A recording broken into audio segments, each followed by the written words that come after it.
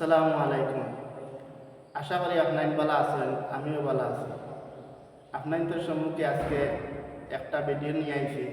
প্রথমে ভিডিওটা মুখা মুসা আলাইহিস সালাতু ওয়াসসালাম রাস্তা দিয়ে যাচ্ছেন। মুসা আযহাবু ইলা সিরাত তে এক জায়গায় দেখলেন আল মুসা উনজুর আল হিজারা, একটা বড় ধরনের কাবাইরুল হিজারা, বড় একটা পাথর দেখলেন।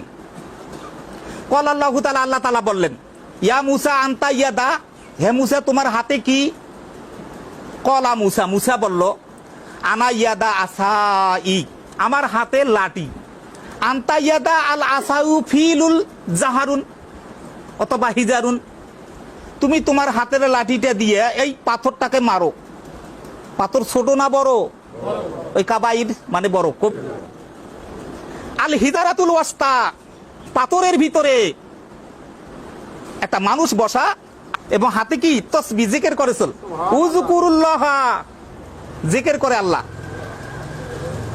কলা মুসা, মুসা বলল, ইয়া শাইখুন, হে একজন মানুষ, তখন থাকি তুমি কি করো?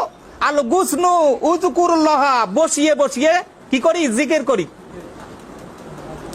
মুসা আলাইহিস সালাম দেখলেন আর শাইখুল আমামা আল সামারুন, সামারুন মানে ফল, শাইখুন মানে ওই ব্যক্তি, আমামা মানে সামনে। জিজ্ঞাসা করলো এই ফলগুলো কেন? বলে আনা আখালা, আমি খাই, সামারুন ফল, উযকুরুল্লাহ জিকির করি।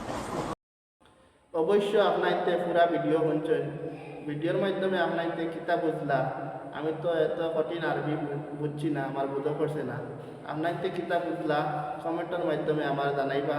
আর যদি ভিডিও ভালো লাগে তাহলে লাইক করিয়া চ্যানেলটা সাবস্ক্রাইব করে রাখবা।